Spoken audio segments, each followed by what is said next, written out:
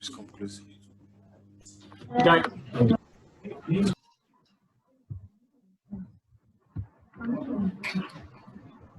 Hello everyone, thank you very much for being a part of the third webinar session for Amway Tutor Franchise Program.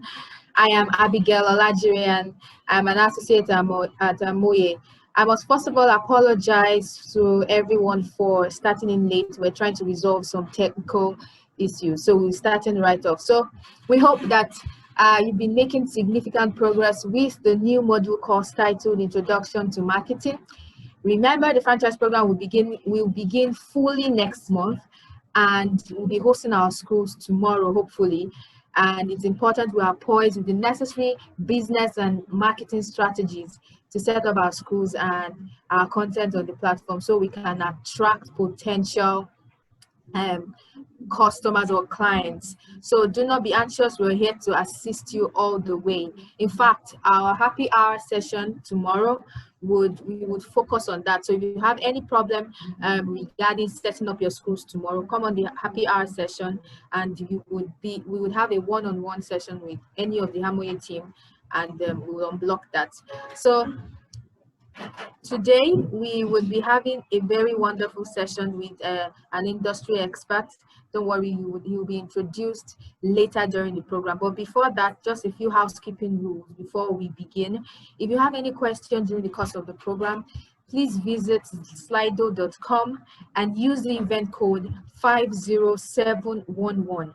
50711, so your questions can be attended to in real time. So without wasting much of our time, we would begin now, but I would introduce our programs manager, that's Toby Adejumo. He would be introducing our speaker today. So over to you, Toby. Thank you very much, Abigail. Wow, I'm very excited to be here today.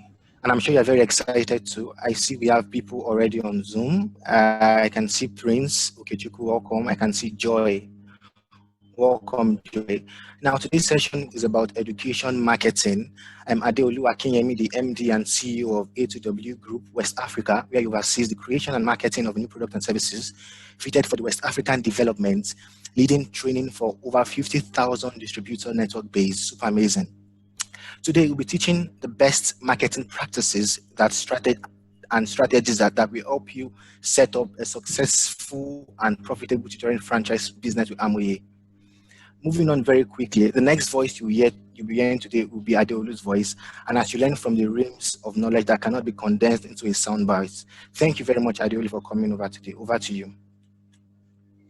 Thank you very much. I'd like to welcome everybody who is here today. It's going to be a few minutes together on how to market your school, how to market your offering, and how to basically sell it effectively.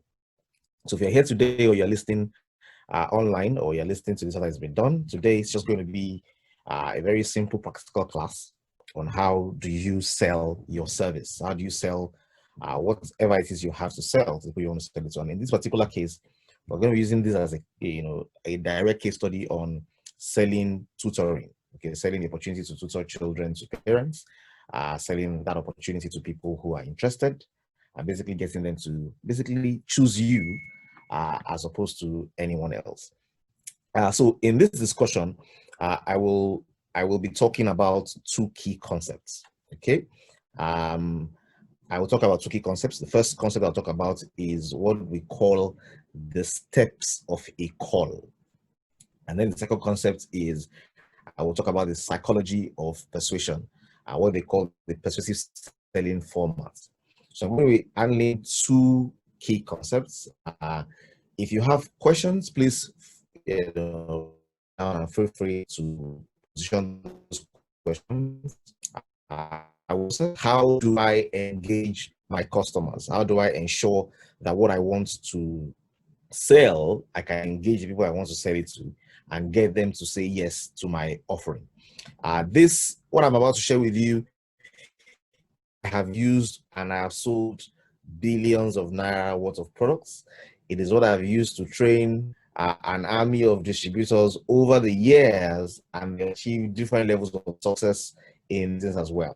I have no, I have no issues giving you, confirming to you, quite clearly that if you learn this process, if you learn this key concepts, you will be able to sell anything. And particularly, you're trying to sell tutoring, you're trying to get people on board to join you in hiring your services to tutor their kids. You will be able to amass as many customers as you can handle if you understand these concepts. So, of course, what's the objective of every sales conversation? And there's a very popular question you ask people. If I add everybody to stay together today, and I ask you a question, and I said to you, how many of you will love to be involved in sales? How many of you would like to build a sales career? If they asked you that question 5 years ago, 10 years ago, even today, I'm sure we will get less than 100% of the hands up in the air. Okay, it's not something that everybody will say yes to. But ladies and gentlemen, if you're here today, I want to assure you that if your hand is not up to that question, then you're missing a major point. Why am I saying that? I'm saying that because every one of us, irrespective of our careers, irrespective of our specializations, irrespective of whatever it is that we want to do, we need to learn how to sell. We need to learn how to market. I tell people that I was on the peak of my career as a human resource manager 14 years ago. When I resigned from my employment to do business, I thought that what I would do is I'll be a human resources, people and development consultant, training organizations, training people, and doing all of those fantastic things that I'd won awards for doing in corporate practice. Unknown to me, everybody who strikes out to do business one way or the other, their first responsibility is not HR consultancy, it's not their technical area. Their first responsibility is selling and marketing. So you will do yourself a lot of good if you know how to sell and how to market. If you have this skill, these skill sets that are important for everyone who is involved in any one business or the other. I tell people in the jungle in Africa, whether you're a lion or you're a gazelle, there's a skill set that is required for you to learn. It is how to run. Okay, the lion must outrun the slowest gazelle. The gazelle must outrun the fastest lion. Survival in the jungle is related to how quickly you can run. Now, in the jungle of our normal human existence, you need to learn how to sell, how to market, how to offer the value you have, and to be able to collect cash from it. So the two concepts I'm going to share with you are time-tested concepts that have worked for a variety of people over the years. So if you pay attention and listen and learn, you will be able to get 50 parents, to say yes to you. You'll be able to get plenty of children, queuing up after the other for when you'll be available to take them for training, because you know how to communicate the value that you have. So the first concept is what I call the steps of a call. And then the second concept is called the persuasive selling format. So I'll start with the steps of a call. And don't mind that I'm sharing my face and not my slides. I'm afraid that if I go to the slides, we may spend a longer time than I plan to spend. But not a problem. If at a particular point I need you to reinforce a particular point, I will share my screen and I will show you the slides so that I can have an idea and have a pictorial view of what I'm saying as well. So what are the steps of a call? They are understanding that when I leave my house, so I tell people one of the reasons why entrepreneurs fail is that entrepreneurs don't take into their work the discipline that the employee is forced to. So as an employee, you have a boss, and your boss says you have to come to work at 8 o'clock, and you have to close at 6 o'clock, and you're entitled to only 1 hour lunch break, and you have deliverables. You have things you must cover and things you must do. Now, if you're going to do well in your entrepreneurial journey of being a tutor, of ensuring that you're getting clients and the rest of them, you first of all need to know that you need to approach it with the same level of discipline that you'll have approached it with if you are on a job. So you must ensure that the level of discipline that you are doing with whatever it is that you're doing is the same level of discipline that you will do it if you are doing a job. So if you're here today, fantastic, you're an entrepreneur, you're a teacher, you want to get as many clients as possible, you want to get as many people as possible to join you in your business, phenomenal. You must approach it with the same discipline you'll have approached it with if you are on a job. And the discipline is knowing that there are processes, there are things you want to measure yourself by on a daily basis and say, how well am I doing this? because if I'm going to achieve the kind of results that I want to achieve, then I must follow due process. I tell people, forget about the outcomes. If you follow the process well, the outcomes are already predetermined. Okay, the outcomes are predetermined. Somebody says 80% of success is showing up. So if I show up to school, I start attending school. Ultimately, if I don't stop showing up, I will graduate one day. So the outcome of graduation requires the process of going to class, taking your notes, and etc. So in the same way, for this your business of teaching, of tutoring, of getting parents to buy, to clients to pour in for you, there are processes you need to follow on a regular basis to ensure that you are engaging the people who will, allow you to have sales. So what's that process? That process is an 8-part process, okay, or 7-part process. I will explain each of the key elements, and then I will zoom into the major one that will involve you engaging them directly, which is the persuasive selling format. So what's the process? The process is, it starts with a P, and that P stands for prospecting. Okay, if you will ever get clients, if you get customers for whatever business you're doing, you need to prospect. Okay, it's not everybody that you see that is qualified for your service. It's not every parent that has children that are old enough to participate in what you have to offer. So there's a process of sifting between the abundance of available people in your community, in your environment, in your social media page, in your area, and the people who the value you want to offer is actually meant for. Okay, so you need to be able to know the difference between the suspects and the prospects, between the people who are going to be your customers and the people who they are not really your customers. So the process of identifying that is prospecting. And how does that start? That starts with you knowing that once you are set up to do business, the first thing I encourage people to do is begin a list. Develop a list for yourself and say, you know what, I'm about to go into business. I have friends, I have family, I have, colleagues, do your memory jogger, get a book out, get a notepad out, and begin to detail the names of people who can be your prospects. Now, I tell people, when you want to start this exercise asking yourself, challenging yourself to come up with 250 names of people that you can talk to about your opportunity. Now, some of these people will be directly people who can be your clients. Some of them are people who will refer you to others who can be your pediatrician, your doctor, your mechanic, your hairdresser, your hairdresser's best friend, your children's teachers, other colleagues, people you have met in church, people you have met in secondary school, people you met in the university, people you are in the same society with, association of About Women Society, whatever group you belong to. You want to develop a list of the people that are potential prospects for your business. These are people who you can serve. You want to quickly get their names out. And why are you doing this? You're doing this because you are a professional. You're not just hit and miss. You're not just sitting down in a dark room somewhere saying, I don't have enough teachers, I don't have enough students, no. There are more than enough students for you and for the next person to go around. The reality is many people are not diligent about knowing that there's a process behind how to get the customers. The first step in that engagement is called prospecting. It is detailing out a list of people that doing memory joggers, having given us a target of 250. And ladies and gentlemen, 250 is a small number if you think it's big. Typically, in my coaching classes, when I assemble people together, I push them to do 2,000. I tell them the first week of your doing business, all I want from you is your name list. And you're going to go for 2,000. So keep on writing it. Keep on writing it. On Facebook, many people have 5,000 friends. On Facebook, some people have maxed it out. On Instagram, you have X followers. If you sit down and you tell yourself, I want to go to 2,000, you will realize that you have as many people as this that you can reach, and you can begin to connect. So the first step is prospecting. And then I begin to look at my list without prejudging. Okay, everybody is a prospect, everybody is a suspect. I need to now firm on who are my real prospects. So I come up with my list, and my next assignment is I want to begin to sift that list to identify the real people who I can do business with. And the first thing I do after I prospect starts with an A. So it's P and then A, and that A stands for appointment setting. Ladies and gentlemen, I don't know where we get this from, but people are too much in a hurry. And I don't know if you have observed, if you're in a hurry, you don't get the maximum value from anything you're doing.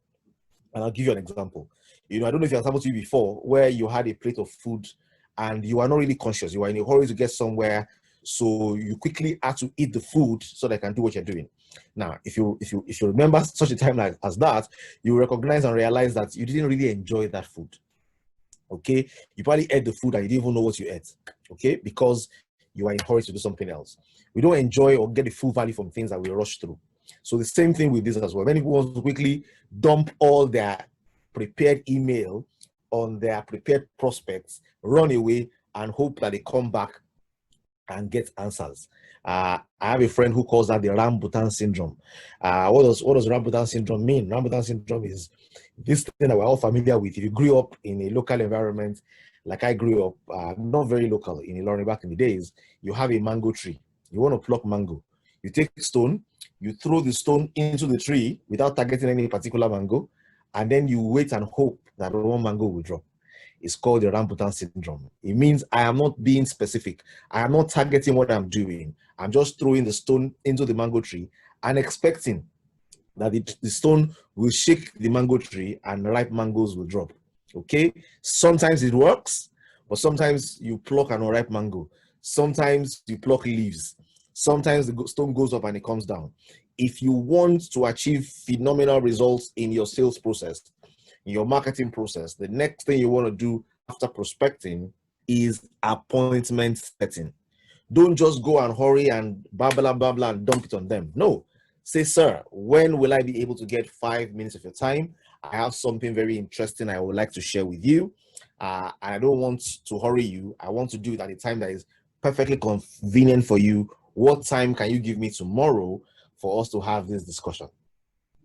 Even though I've said I want the time that's perfectly for you, I have fixed the time I want them to have it. I've given them a window that I want to close it, and I've respectfully asked for an appointment, and I've elevated the importance of what I want to talk about so that I can actually engage them to do it. It may be that I want to do it immediately, but I first of all need to just get an appointment. Do I want to have a Zoom meeting with them?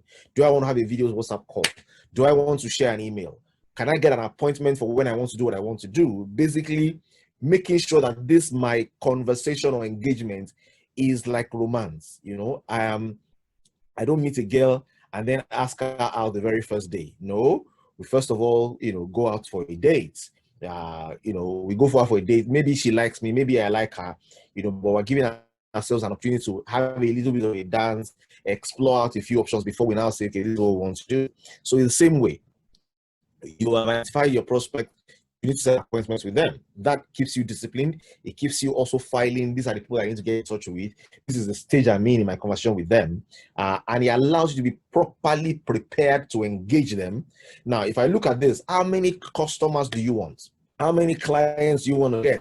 When does it become too much? How much can you handle? And I don't know about your numbers. Maybe you can share your numbers with me in the chat box and say, these are the number of customers I want to have. Okay? But in my thinking, I think if you have 20 customers that you're serving and training in a month, I don't think that's bad. But maybe you think differently. If you think differently, how many customers would you like to have? You can put that there in the chat box so that I have an idea of the kind of numbers you're looking at. But guess what? So I get my prospects. I set up appointments. Okay, either appointments to send them an email, appointments to meet them on Zoom, appointment to meet them on WhatsApp, or an appointment to see them physically. Okay, appointment to see them physically. So I set up my appointments. I want them to know that what I want to talk about is important. Or somebody says 2,000 customers, only you. Awesome. This person wants to start a school. You don't want to tutor people. You want to start your own private school and have like 50 teachers at 40 teachers per teacher. But if you get my point, so you have your prospect list. You have a list of 2,000 people. After you have your list of 2,000 people, you begin to run through that list and set up appointments. If you can catch them, I'm not sure if it's a good time. When can I take 5 minutes of your time to share an exciting opportunity with you that I would like you to be involved in? Set up appointments. Okay. So on my Excel sheet, ladies and gentlemen, you probably need to open an Excel sheet or just a book. So either have an Excel sheet or you do the whole square and have a book, and that your sheet of paper, you draw the lines.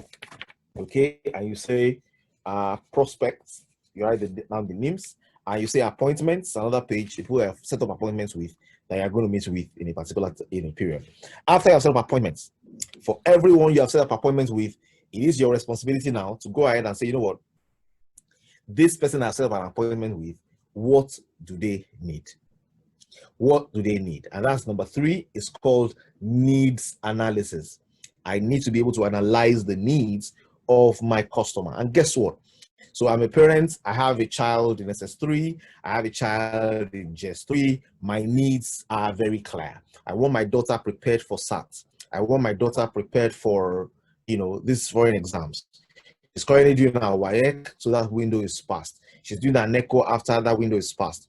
She probably wants to do GCE, possibly. Probably wants to do A levels. I want someone to school her and get her prepared for these particular exams.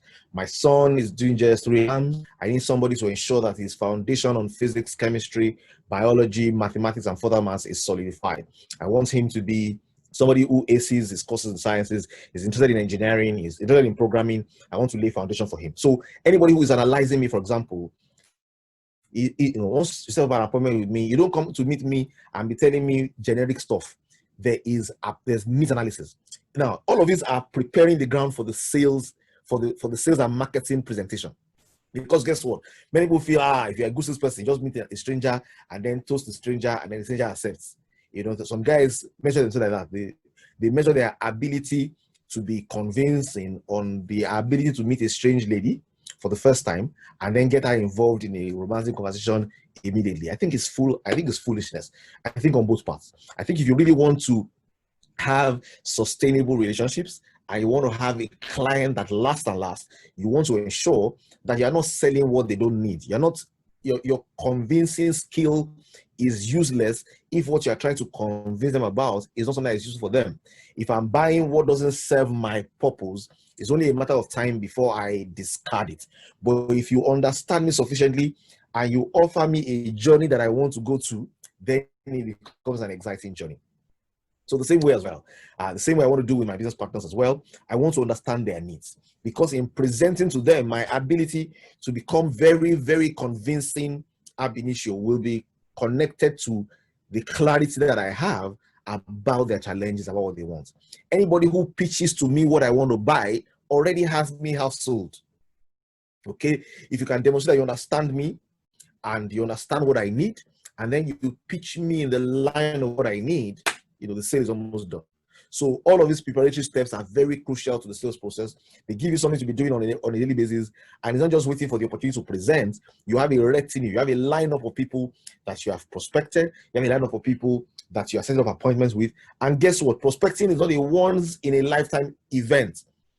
Prospecting is an everyday event. So I first of all have my foundational list.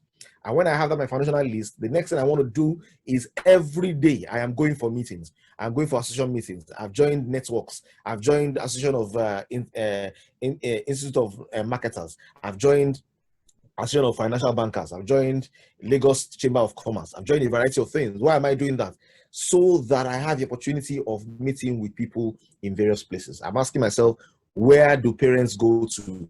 Where does my market go? How can I interact with people at this level in these spaces so that I can have access to more and more of them? On my social media pages, am I doing something for free that is attracting the kind of crowd that I want to have around me? Prospecting. I set up an appointment and then I do this analysis. Sometimes my analysis may be specific, sometimes it may be generic as well. If this person is between the age of 35 and 45, what are likely to be the things that they have in common? If this person is between the age of 45 and 50, what are the things that they like to have in common? What ages will their children be? What will they be looking forward to having? What are people going through now in the hands of schools that they're looking for solutions to? I am doing needs analysis. Now, once I've done my needs analysis and I've set up my appointments initially, the next step is presentation. And let me confirm that you're still in the class. Can you type presentation in the chat box? If you are there, just type presentation. I don't know if are people able to comment? If you're able to comment, just type presentation. Let me be aware that you're here and still listening and hearing. Okay, so excellent. I can see Joy Okubo said presentation. Excellent. So I think the others are either in the kitchen cooking or just prove that you're there. Okay, so essentially you have, excellent. So you have prospecting, appointment setting, needs analysis, and then we have presentation. Now, the presentation is the major deal. This is the major domo. This is where the sale is won. How do you present your idea? How do you present your products? How do you present your opportunity? How do you share with them, this is what I'm selling, this is what I have, and this is what it's going to, it's going to change your life. This is amazing. If I teach your children, they will be successful. I will set the right foundation for them. I will track their progress. I will make them enjoy learning. It's going to be fun for them. It's going to be amazing. This is where I make the presentation that wins the deal. Okay, this is where I connect with my clients in a way that makes my clients say yes. My presentation has one objective, and one objective alone, and that objective is yes and a lot. Okay, so that presentation is somewhere we need to spend quality time on. So I'm going to talk about that presentation. So like I said, the first concept is showing you the process, and then the second concept is showing you how to present. Now, very quickly, I'll run through the process, then I'll come back and look back to how to present, because you want to learn how to present, because this is where the sale is made. Now, presentation. So we have prospecting, appointment setting, needs analysis, and then presentation. After your presentation, almost guaranteed, more often than not, there will be the next step, which is called objection handling. There will be objection. Objections are not indications that sales will not happen. Objections are indications that there's a concern and there's something that you need to handle to get the sale done. No, somebody says no is an indication of interest. And I'm saying, okay, maybe not in all cases, so that we don't breed people that become rapists, because no means no. But in business, no really is not no to the idea, it is no to something about the idea. And your responsibility as someone who is trying to sell a service is understand what exactly are they saying no to. So the next step after presentation is objection handling. It's understanding what the objections are, understanding why they are saying no, what they are saying no to, and how can I fix this thing they are saying no to, so that I can remove all their inhibitions and help them gravitate towards the possibility of saying yes. Where I want to end my conversation is a place where the final answer is yes. But there will be objections. They are not evil things. They are indication of interest, but showing that I am interested, but there are things in this that don't gel with me. Can you handle my objections? And if you learn how to handle the objections well, and how to take the objections around and close the sale, then you go to the next step, which is closing. And ladies and gentlemen, a sales or marketing process is not closed until there is ching alert. Okay, until there is pakam. Yeah, so it's when you have pakam that is happening within your account, that's when the transaction is closed. That's when you have closed the sale. But that's not the last process. So there's a way to close. How do you close? Closing requires confidence. Closing requires, being assured of the value you're going to offer. Closing requires being bold enough to push them and lead them along to taking the next step. And after you have closed, there's a particular part of this entire process that many people forget, and it's called referrals. Every customer that has ever purchased from you, that you have ever engaged with, is a door to other possibilities. Everybody who has ever engaged you to buy from you, to utilize your service, is a door to other opportunities. So you want to ensure that once you close the sale, the next thing you want to be able to do is ask for referrals. Ask for referrals. So let's go through the process again, and then I will zoom in into presentation, which is where I want to spend the most time today. If you are following me, just follow me this journey. The journey of becoming a professional and expert sales and marketing person is not a day's job. But guess what? With this, you will realize that your yeses will increase. It doesn't mean you have become a professional. It means you need to hone each of the skill sets required until they become a sharp sword. Okay? If you know how to do this well, your yeses will increase, your checks will increase, your customers will increase. You will need to be turning down people and saying, I don't have space for more people. I am maxed out, because you're going to be getting yes, yes, yes, yes, yes. And beyond getting yes, yes, yes in the tutoring you want to sell, you're going to, if you learn this and utilize this in various areas of your life, you're going to get more yeses generally, which will ultimately make you a happier person, a more excited person to be around, because everything is working. So this is the process: prospecting, appointment setting, needs analysis, presentation, objection handling, closure, and referrals. Call it PAN POCR. Okay, plan, PAN POC R, which is basically prospecting, appointment setting, needs analysis, presenting, objection handling, closing, and referrals. 7-part process to ensuring that you can engage your customers, for sales. Now, the most important aspect of this, I dare say, is not the presenting. Okay, so the presenting is very, very valuable. It's where the deal is clenched. But guess what? All the preparation you make before presenting actually add value to your presenting. So I probably wouldn't want to rank them in terms of which is more important. I'd like to show you that all of them are important, but you need to learn how to present. So how do I present? How do I ensure that this idea that I'm pushing across to this person gets their yes?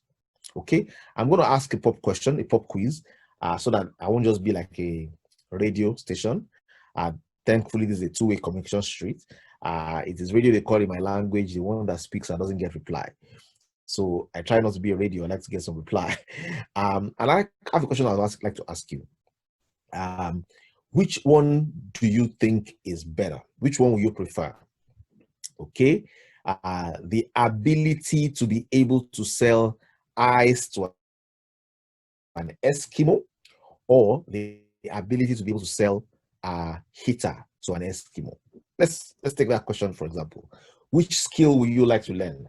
To be able to sell ice to an Eskimo, or to be able to sell heater to an Eskimo? Do you want to be able to sell ice to an Eskimo, or you want to be able to sell heater to an Eskimo? Let me have your answer. Your answer will reveal a few things about you, reveal a few things about how you want to engage in this process. Someone says the second one. Okay, the second one is heater to an Eskimo. The first one is ice to an Eskimo. Okay, Olumiwa has answered. Okay, somebody else wants to sell heater to an Eskimo. Who else is here in this class who wants to sell something to a particular person? Okay, heater. Okay, interesting. Heater. People want to sell heater. Okay, good. So when in our early days in learning how to sell, we kind of like felt that the best guy was the guy who could sell ice to an Eskimo. Basically sell what people don't need to them. Now, reality is, if you're selling ice to an Eskimo, the Eskimo, if you're very good, if you're that good, you probably will be able to sell ice to an Eskimo. But the Eskimo will soon realize that what he has is ice. When the Eskimo gets home and tells his wife, I got ice today, what do you think the wife would do? The wife will kick him out of the house or tell him something is wrong with you, you're wasting money, because all our house is full of ice. Okay? That selling ice to an Eskimo is a little bit about selling ethics. Okay? What I'm about to deliver into your hands is a superpower. And I mean that. It's a superpower because you can literally get people to do what you want them to do. You can literally get people to say yes to what you want them to say yes to, if you know how to marshal this correctly. Somebody said if what you have is a superpower, then it is known by its capacity for evil. Meaning, if I am an exceptional salesperson, if I've mastered the way to sell, I'm going to be lethal. So I need to balance it with the ethics of knowing that even though I have these tremendous powers, I want to use them for good, only for good. Now, if I sell ice to an Eskimo, it will not be sustained. It says you can fool some of the people some of the time. Okay? You can fool all the people some of the time. You can fool some of the people all the time, but you cannot fool all the people all the time. Reality is, you must recognize that if I have this superpower, and this superpower, what I want to do is I want to sell heater to the Eskimo, because when the Eskimo buys the heater, his wife is happy. His wife wants to meet the person who sold it to him, and then your relationships can grow, your friendships can grow. You're not dodging people you have sold things to in the past because you offer them the exact value that they need. So the very first part of the selling process actually picks up from needs analysis. In my presentation, there are 5 things that every buyer wants to know. And these 5 things that the buyer wants to know, he wants to know them in sequence. The buyer is asking a question that the seller better be aware of. The seller better be in the shoes of the buyer and asking, do you understand my needs? Have you done a needs analysis on me? Are you clear about my challenges? Are you clear about what the schools that my children are in have dealt them?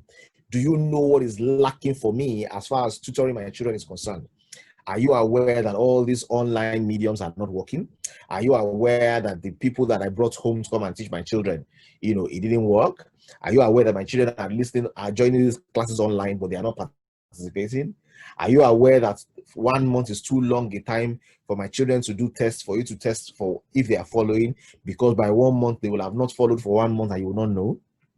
Do you have a solution that helps me know that my children are plugged in on a daily basis? Is there a way I can track what is going on with my children? There are questions in the hearts and the minds of your customers. A needs analysis means I go into their world, I see the world from their perspective, I understand their needs, because when I open my mouth to talk to a customer, the first thing I better be talking about is a demonstration of my understanding of their current realities. Let me show you a little screen so that, let's make this a bit interesting so that we can talk through this together. Okay, so I have here why buyers buy. Okay, one of the things that will make a buyer interested in buying from you is, number 1, the buyer is thinking, does this idea fit my situation? Does it fit my conditions? Does it fit my limitation? Does it fit my opportunities? Does it capture my needs? What you are proposing to me, does it fit my situation? And when the buyer asks this, okay, what the seller needs to be able to show is that I understand your situation. What does this mean in practical terms? It means if I'm trying to sell you tutoring and I say, sir, I know that your children are in secondary school. I know that one of the challenges that many parents have had in a few parents and teachers associations and forums that I belong to, I recognize that the biggest challenge that they have is that, are their children really learning? Are their children really learning? Is this online training working? Because the children are sometimes in the class, but they are not in the class. The children are sometimes saying they are going through the courses, but nobody knows. And we know that you have this challenge. And we know that you want to solve this problem. The first statement that must come from the mouth of the seller to the buyer is something that demonstrates to the buyer that this seller understands my situation. Now, ladies and gentlemen, this can be a sales speech. This can also be a written email. This can also be a PowerPoint slide. This can also be a conversation, a one-on-one conversation. This can be a speech to a crowd. But this is the structure of how the buyer's psychology works, how the buyer thinks, and what you want to be able to get out of your mouth in the first few sentences you are making is, I understand you. I get you. I get you. I understand the challenge you have. I understand the problem that there is. I understand where exactly you are. I know your pains. Ladies and gentlemen, what will allow someone to continue to listen to you is that you have demonstrated that you know their pains. If you are here in this class today, I understand that you want clients. I understand you want parents. I understand you want parents that will pay well for your service. I understand that you would like to have 20 students that you teach on a monthly basis. Each student pays 50,000 naira and you can rake 1 million naira home, and all you're doing is interacting with them online, and maybe once in a week you're blending it with a physical class. Okay, that this is what you want. You're in a particular space where you're thinking, my school is no longer paying my salary, the school system is like broken by this COVID-19. I want to be able to make income for myself. I want to be able to do something extra that allows me to fetch income, and maybe I don't need to go back to that school. Maybe I don't need to go back to that work. Can I be the architect and the captain of my own ship and the architect of my own destiny? Now, when I'm saying this, if I said this to you before I sold this course to you, So I still tell you there's a cost of selling. You'll be able to rake in plenty of checks. Customers will be saying yes to you. You'll be able to make money again. You won't have to worry about depending on the school, paying your school fees, or depending on, you can do it as a business. You can rake $1 million monthly, but you need to come for this training where I'm going to be charging 100,000 naira per head, and it is worth it. You know, I'm showing you a template. I'm saying the first thing you want to do is, does this person understand where I am? Okay, and as soon as they answer that question, as soon as you answer that question with your opening statement, with your opening remarks, with your demonstration of understanding, with your I understand you, I got you, but with those statements, the person is wondering, this person has hit the nail on the head. This person understands exactly what the problem is. So the next question now is, what is their idea? Is it practical? How they want to solve my problem? Can I relate with it? And let's, let me do you a little bit of a question again here. And say, so I'm trying to teach you how to sell. For you to listen to me and pay attention to me, one of the things that must be clear to you as well is, does this person understand what we are going through? Does he understand the need we have for, what we need to engage clients with? I can't teach you this if I don't demonstrate that I understand you. Okay? I've been a tutorial teacher, a tutorial master myself. I teach children. I have taught children for the past 30 years. I kid you not. I've had one small class or the other that I'm teaching, that I'm training, and my course is maths. My course is maths, physics, those are my courses. But I basically will coach them for common entrance. I'll coach them for WAEC. I'll coach them for JAM. I'll coach them for 100 level mathematics, 100 level work in university, because I want them to succeed. So who pays? The parents pay. Who sustains that relationship? The children who are having a phenomenal time will ensure that their parents continue to pay. But the first port of call is the parents. So that's my prospect. That's the person I set appointments with. That's the person I do this analysis on. That's the person I must be able to angle the learning to suit. And once I do that, I present. And my first line of action is, this is who you are. This is where you are. These are the opportunities you have. These are the needs you have. These are your limitations, and this is your current condition. So this is okay. So how do you want to solve my problem? And the buyer, the seller, must be able to demonstrate that my idea, this is my idea, and it's a practical idea. So, sir, if all I've said to you before now is correct, we have a solution for you. At Amway, we have a platform that provides amazing curriculum that allows your children to learn. Every exercise and test is backed by a test. Every exercise is backed by a test, so I can quickly know now at the end of the month if your child is following or not. You have a way for you to be able to track what's going on with your children as well. There's a login for their accounts. And guess what? You're going to be learning with the STEM model, which is fun, practical, and exciting. You're going to be learning this way. And guess what? Blah, blah, the blah, the blah, the blah. What am I doing? I'm stating a practical idea.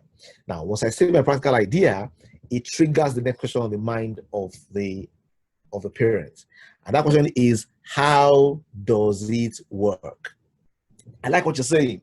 I like what you say is possible, but how does it work? How does it work? So in my pitch, I start from, this is where I believe you are. This is the idea. And then this is how it works. Okay, this is where I believe you are. This is the idea. And then this is how it works. How it works is where I break it down. Is where I break it down into, you do this, you do this, you do this, we have this, we have this, we have this. You do this together and bam, you have it. Okay, this is where I put it all together and say this is what it is. Okay, somebody is trying to get my attention to something. Hello? What's that? Okay. Okay, no problem. I thought we started late, so I thought we were still in time. Okay, great. So very quickly, as I'm saying, so no problem. I will knock this off in a few minutes, and then we'll have question and answers. So what I want you to do is, I demonstrate, I understand where you are. I demonstrate that I share a practical idea with you, and then I tell you how it works. And while I'm telling you how it works, you're probably thinking, okay, you have sold me halfway. I'm moving very quickly based on the next question that the buyer is asking. I'm asking, okay, how will this be of benefit to me? How do I benefit from this? What's the benefit? So the buyer needs to see the benefits. So as a seller, I need to be able to sell the benefits.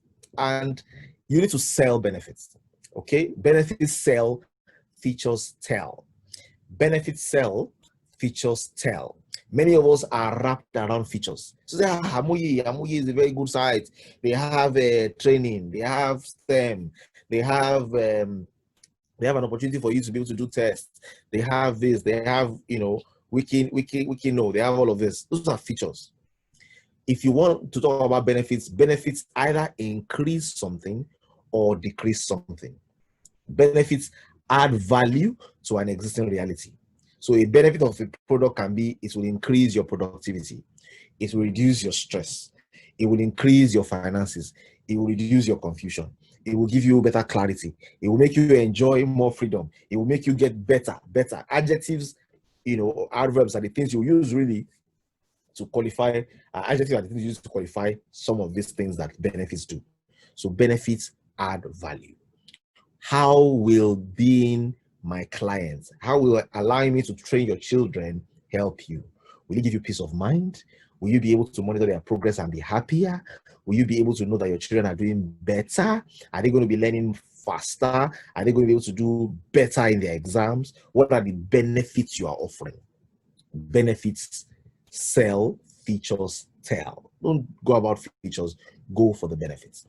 And once you have become very clear on what the benefits are, the next thing you want to ram into is, what do you need to do? The buyer needs to know, what are the next steps? What do I need to do?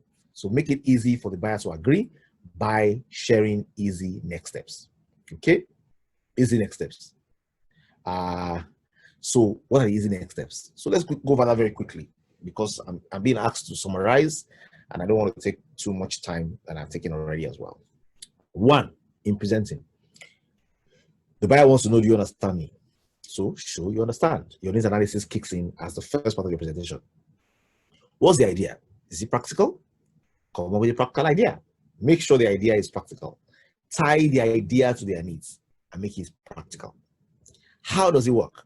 Do the diligence of breaking it down into key steps to show how it works. Number 4, reinforce the benefits. If you do this, this is what is possible. If you do this, this is what happens. If you do this, this is what next. And then number 5, make the next steps easy. Okay, I'm going to round up with a little story, like a case study, just to give you an idea of how this plays out. And then once you get that picture, I will open the floor for you to ask me questions. I think around about now is when my 40 minutes, I'm not even sure if my 40 minutes are due. Are they? Okay, so around about now is when my 40 minutes will be due, because I think I started at 4:15 or thereabouts. So very quickly, I'm going to share a little story with you as an example, and then we'll ask questions. So imagine this scenario. There's a beautiful girl, who just joined the school where this other guy was. They joined school together. She did very well in her secondary school. He also did very well in secondary school. And they're both together in school in a new department. Let's call this department electrical engineering department. And in the first term of school, this girl is bubbly, full of life, always raising up her hands to answer questions, always participating in class debates and discussions. Very fun, loving, very exciting person. And because of that, and she's very attractive. So a lot of guys in the class started asking her out. And then, of course, they'll ask her out, she'll say no, and then the relationship will go sour. And then, she's in a world of her own, and a world of their own. And gradually, because they were hitting on her and she wasn't able to manage that relationship very well, she became a little withdrawn in class. She wasn't participating so actively anymore. She didn't know who to trust or who to work with.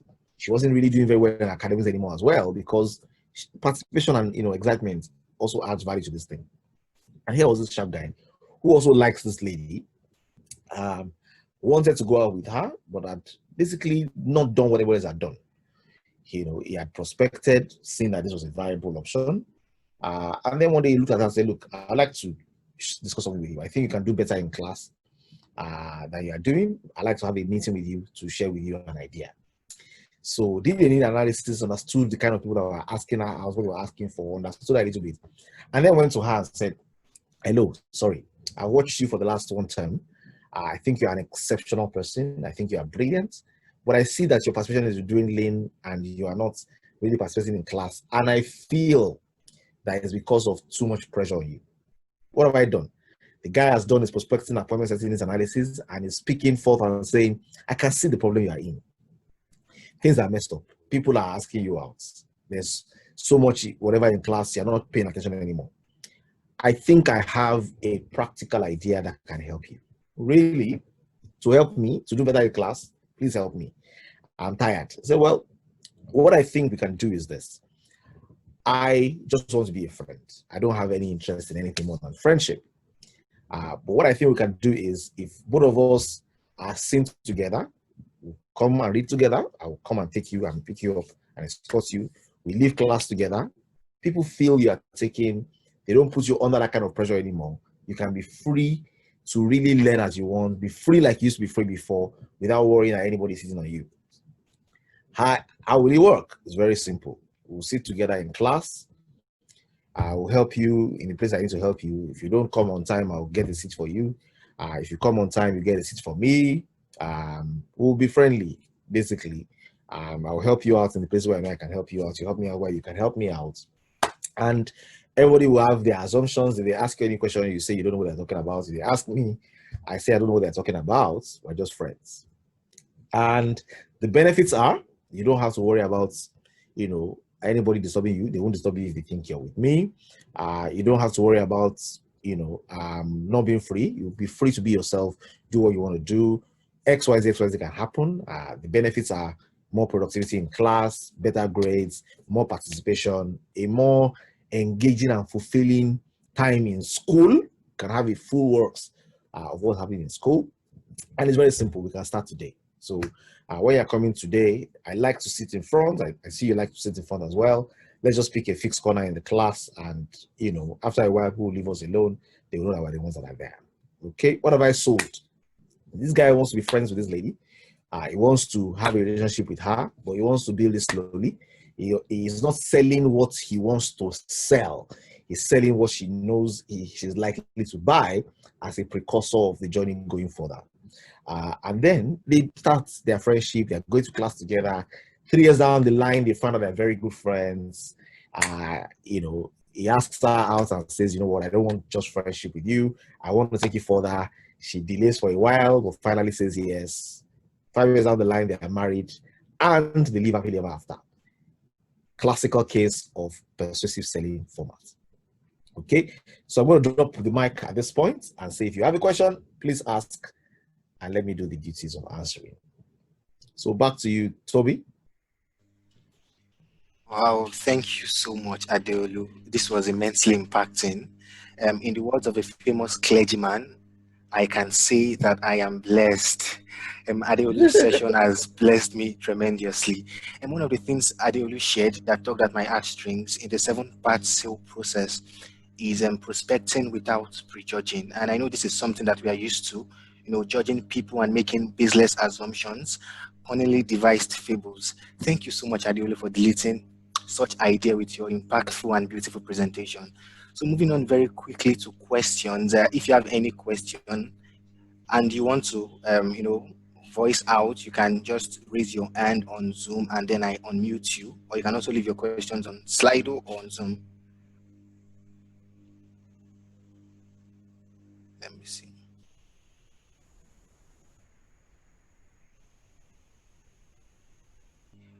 If you have any instance that I would like to share, just raise your hand so I unmute you. I'm looking through the... Okay, let me see. I think we have a question already. Yeah.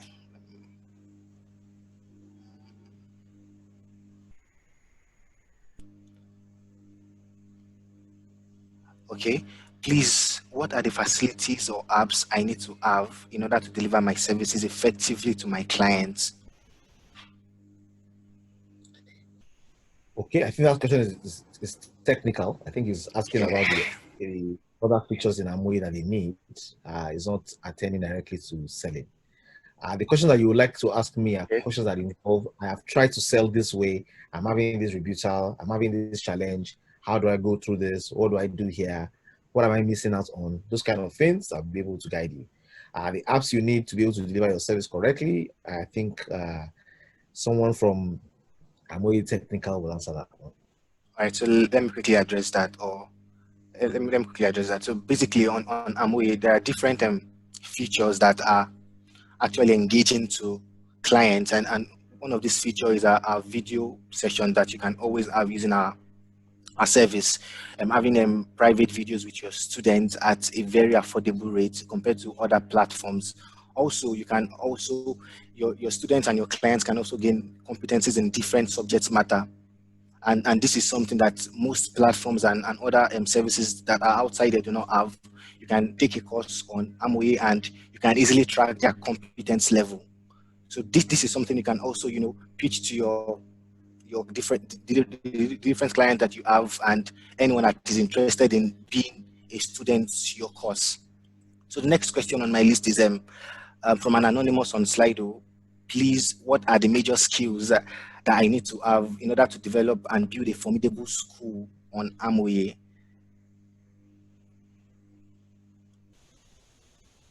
Come again, I didn't get that. Yeah, please, what are the major skills I need to have in order to build a formidable school on Amway? Skills. Well, I think there are many skills you have. Yeah, so there are many skills you need to have. If you want to have a solid client base, then you need to learn how to sell and market.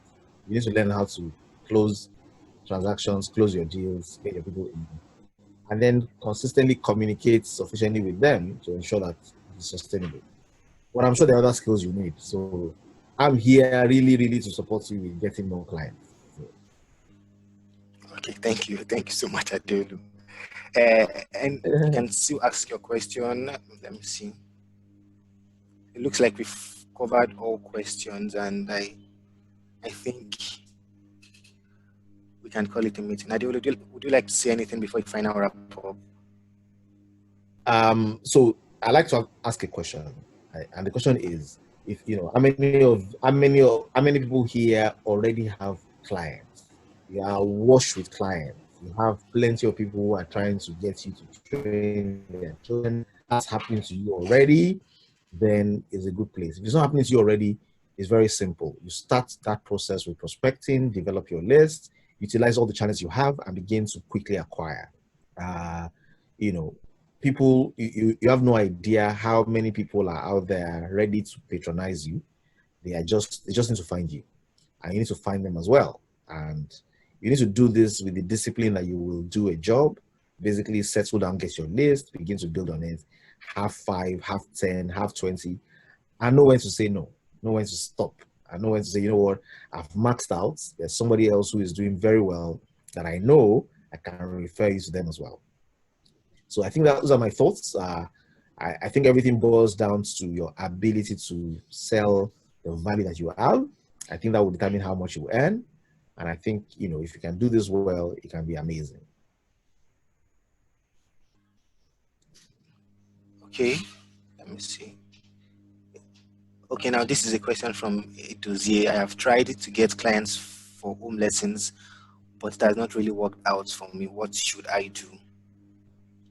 Yeah, I think Edozie, you can identify exactly what you need to do from what I've shared with you and where the gaps are. So where are the gaps? Are you presenting correctly? Are you analyzing their needs correctly? Do they need this heater, or are you trying to sell them ice? So what's their challenge? If you are able to identify and understand exactly what their challenge is, then you'll be able to position and profile what you're offering in a way that will get you a good answer.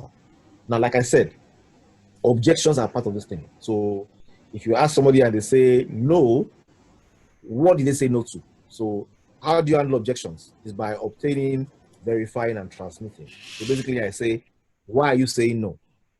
Why are you not interested? Is it because, find the reason. Is it because you don't have any children in that age? Is it because you have no children in that age range? Is it because you already have someone that's doing it that you are satisfied with? Is it because, if I understand the reason, I know it's not because of that, so this is the reason. Say, so you mean that if I remove this reason, and you don't say remove the reason, are you saying that if I was offering you this value, if it's profitable, it's expensive, what if I gave you an opportunity to pay it 2 times?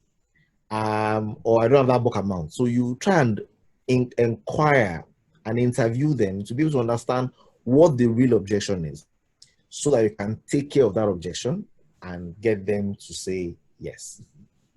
So find out what the real gap is, find out what the challenge is, find out what is missing in that equation. Is it an objection that is not handled properly?